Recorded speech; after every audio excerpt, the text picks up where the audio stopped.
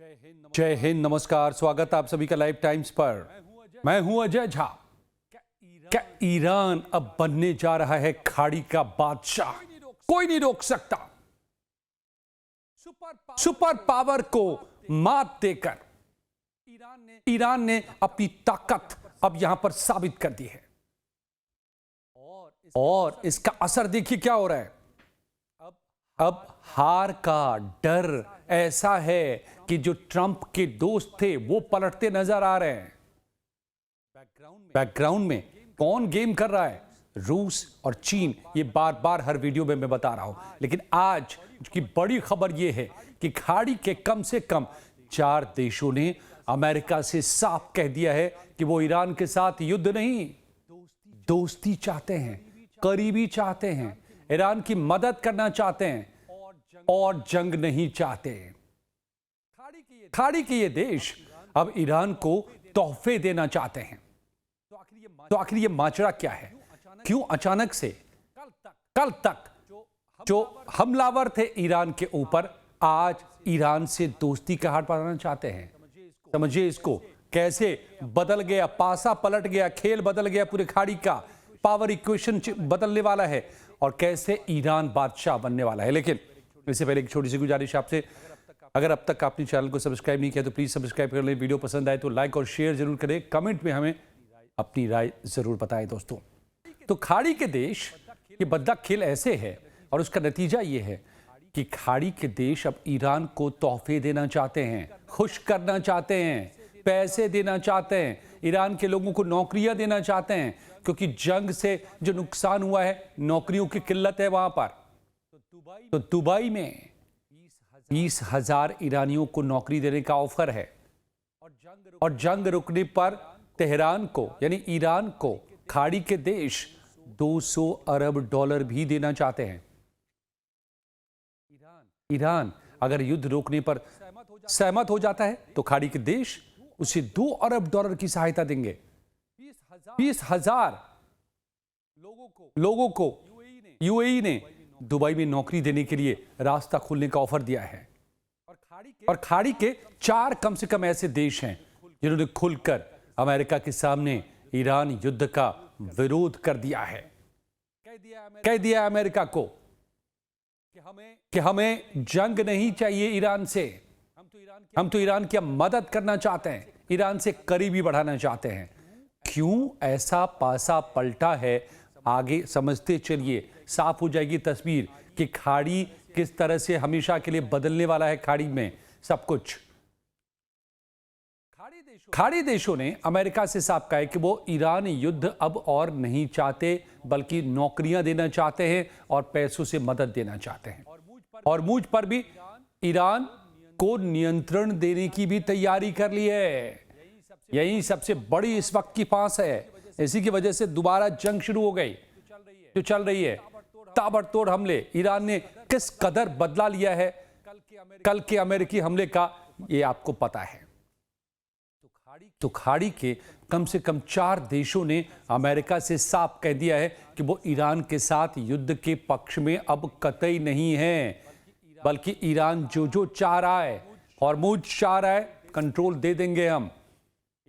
Iran में को पैसों की जरूरत है, सैंक्शन मुल्क रहा है, हम $200 अरब देंगे जो नुकसान हुआ है युद्ध में, लोगों को नौकरियां देंगे।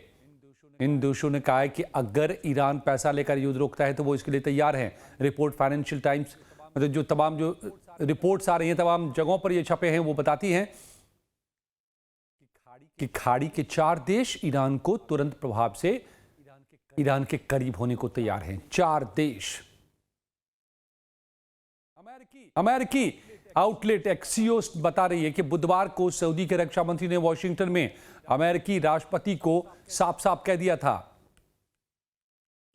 कि और जेडी वेंस से भी, उपराष्ट्रपति से भी मुलाकात की और कहा, सऊदी के रक्षा मंत्री ने कहा कि हम ईरान के साथ युद्ध अब और नहीं बढ़ाना चाहते। सऊदी के अलावा यूएई, कौन कौन से 4 मुल्क हैं वो?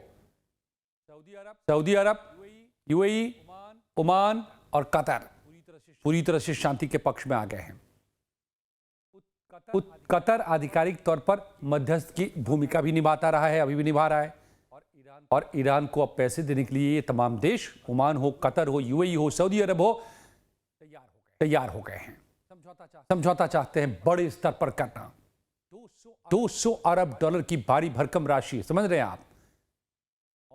और हॉर्मुज की सुचारू व्यवस्था चल सके, इसके लिए भी पूरा कंट्रोल चाह रहे हैं वो कि ईरान को दे दे। इतना ही नहीं, इन देशों ने, खाड़ी के देशों ने ईरान से प्रतिबंध हटाने की भी पैरवी की है अमेरिका से कि भैया सैंक्शंस हटाओ, माहौल को शांत होने दो। यूएई ने प्रस्ताव दिया है कि अगर युद्ध रुकता है तो वो तमाम ईरान में जो इस वक्त बेरोजगारी की समस्या है उसका समाधान निकालेंगे, नौकरियां देंगे, लोगों को अपने यहां बुलाएंगे। ओमान ने प्रस्ताव दिया है कि अगर ईरान की सीमा से गुजरने वाले जहाजों पर हमला नहीं करता तो ओमान की खाड़ी में ईरान के टैंकर को भी वो निशाना नहीं बनाएगा।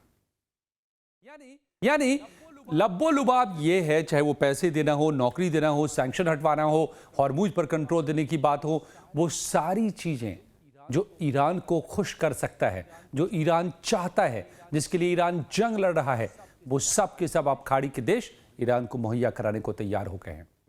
क्यों अचानक से शांति के पक्ष में क्यों खाड़ी के देश आ गए? क्या बदल गया है? तो पहली बात तो ये समझिए, कारोबार है, और दूसरी बात है डर। पहले कारोबार को समझ लीजिए। ईरान से युद्ध की वजह से इन देशों के तेल कारोबार करीब करीब ठप हो चुके हैं।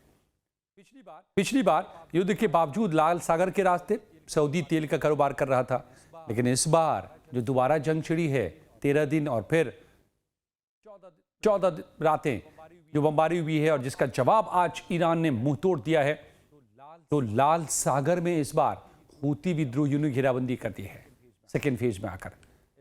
इसके अलावा सऊदी पर कताइब और हूती एक साथ हमला कर रहे हैं। इन दोनों ही संगठनों के निशाने पर सऊदी अरब के तेल प्लांट्स हैं। इसी तरह यूएई भी जंग के कारण तेल कारोबार नहीं कर पा रहा है। हॉर्मुज बंद होने की वजह से कतर की गैस सप्लाई ठप है। तो एक तो नुकसान हो रहा है बड़े पैमाने पर व्यापार का, इसलिए ये देश अब ईरान के आगे सरेंडर कर चुके हैं, करने को तैयार हैं। अमेरिका को रोक रहे हैं, अमेरिका को साफ तौर पे ट्रंप को कह रहे हैं कि बंद कीजिए ये सब यहां पर जंग। लेकिन इस सब के पीछे डर सबसे बड़ी वजह है। कौन सा डर? अब खाड़ी देशों को डर सताने लगा है कि आने वाले दिनों में ईरान और ताकतवर बनकर उभरेगा। क्यों?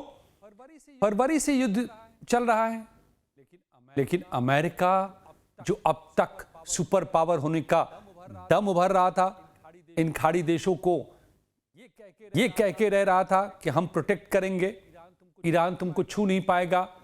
इन खाड़ी के देशों ने देख लिया कि फरवरी से अब तक अमेरिका ईरान को हरा नहीं पाया। 5 महीने की जंग में ईरान को झुकने पर मजबूर तो नहीं कर पाया, उल्टा खाड़ी के देशों का बड़ा नुकसान हो गया।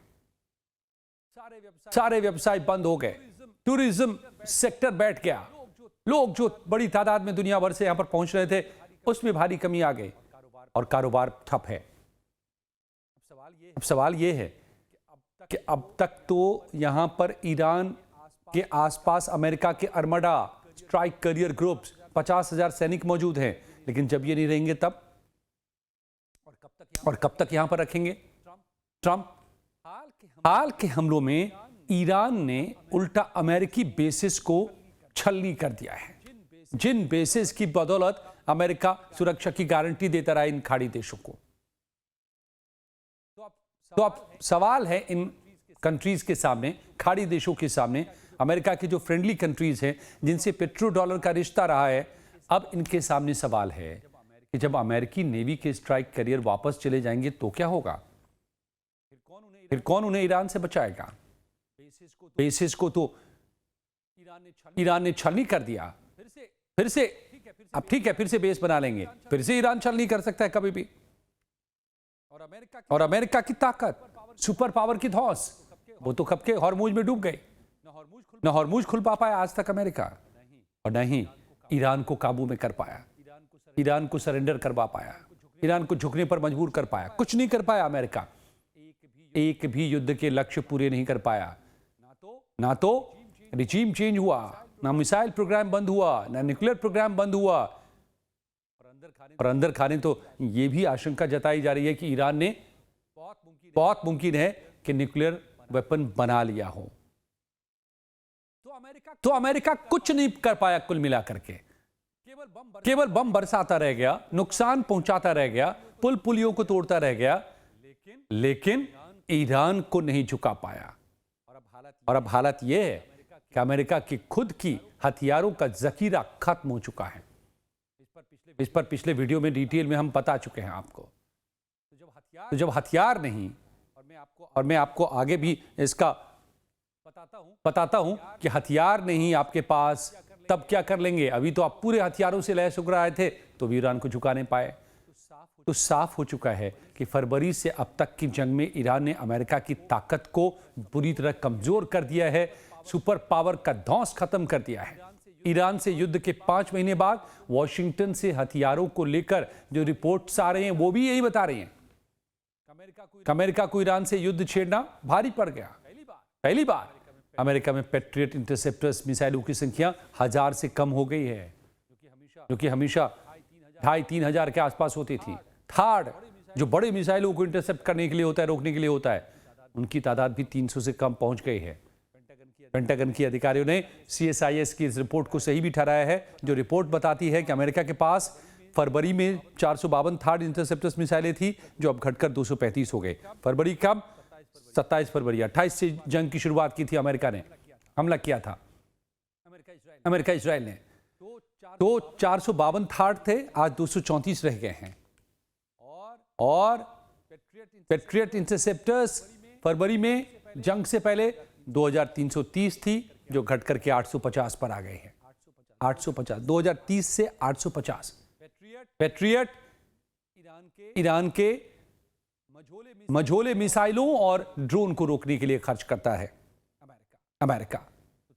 तो 2300 से वो 800 पर आ गया, एक तिहाई रह गया, 2 तिहाई खत्म। अब टॉमहॉक मिसाइल का भी यही हाल है, जबरदस्त कमी है। अब SM-3, SM-6 नाम के मिसाइलों की भी संख्या में काफी कमी आ गई है। तो अमेरिकी मीडिया की रिपोर्ट्स बता रहे हैं कि अमेरिका ने हाल में हथियारों की कमी के कारण ही ईरान पर हमला टाला, जो एक तरफा सीज फायर तब भी किया था और फिर से किया था। हालांकि राष्ट्रपति डोनाल्ड ट्रंप ने, जाहिर सी बात है, रिपोर्ट को खारिज करेंगे। ट्रंप कह रहे हैं कि हम शांति चाहते हैं, हमारे पास अभी भी कई खतरनाक हथियार मौजूद हैं, जमीनी हथियार सारे वहां पर पेंटागन के पास मौजूद है। परमाणु जैसे खतरनाक हथियार भी अमेरिका के पास हैं। अमेरिका ने तेहरान पर हमले के लिए 2000 B-2 बॉम्ब को खाड़ी की तरफ भेजा था, जिसका इस्तेमाल अभी नहीं हुआ है। और पेंटागन ने नए हथियारों का ऑर्डर दिया है। पेंटागन ने $58 अरब के हथियारों का ऑर्डर लॉकहीड मार्टिन को दिया है, जो 2031 में ये सप्लाईज मिलेंगे अमेरिका को। तब तक क्या करेगा अमेरिका? यही डर खाड़ी देशों को है। और दूसरी तरफ ईरान के पास क्या मौजूद है? किससे डर लग रहा है खाड़ी देशों को? 1500 के आसपास बैलिस्टिक मिसाइलें कम से कम अभी भी मौजूद है ईरान के पास। 35,000 से ज्यादा शाही ड्रोन अभी भी मौजूद हैं, जो आंकड़े निकल के सामने आ रहे हैं। और ईरान मिडिल ईस्ट में अमेरिकी ठिकानों को नष्ट कर रहा है। कुवैत, बहरीन, जॉर्डन, UAE में बड़ी कामयाबी हासिल कर चुका है अमेरिकी बेसिस को खत्म करने में। आने वाले दिनों में ईरान खाड़ी का सुपर पावर बनकर उभर सकता है। और दोस्तों, यही वो वजह है, यही वो डर है कि खाड़ी के देशों को अब लग रहा है कि पावर तो बैलेंस तो उलट गया। पहले जो अमेरिका का धौंस यहां पर था, सुपर पावर का एक छलावा था, जिसके साए में खाड़ी के देश महफूज महसूस करते थे, अब पता चल रहा है कि ईरान ने तो उस छलावे को छलनी कर दिया। और अब ईरान ज्यादा पावरफुल लग रहा है और सुपर पावर नीचे आ चुका है। अमेरिका न ईरान को झुका पाया, बल्कि अपने सारे हथियार फूंक डाले। और हुआ कुछ भी नहीं। तो खाड़ी देशों को लग रहा है कि अब बेहतर है कि अगर ईरान से बच के रहना है तो ईरान के साथ ही चलना पड़ेगा। और यही वजह है कि अब तक खाड़ी के 4 देशों ने साफ साफ अमेरिका से कह दिया है कि जंग बंद करिए, हम ईरान से दुश्मनी नहीं चाहते, ईरान से अब दोस्ती चाहते हैं, ईरान की मदद करना चाहते हैं, ईरान को हॉर्मुज पर कंट्रोल देना चाहते हैं, ईरान को पैसे देना चाहते हैं, $200 अरब, ईरान के लोगों को नौकरी देना चाहते हैं। तो कौन हुआ फिर खाड़ी का बादशाह? इसीलिए मैंने कहा आपको कि ईरान बनेगा खाड़ी का बादशाह, और हार का जो डर है वो अब तमाम ट्रंप के दोस्तों को, पेट्रो डॉलर वाले दोस्तों को पलट रहा है। अगर अब तक आपने चैनल को सब्सक्राइब नहीं किया तो प्लीज सब्सक्राइब कर लें। वीडियो पसंद आए तो लाइक और शेयर जरूर करें। कमेंट में हमें अपनी राय जरूर बताएं दोस्तों।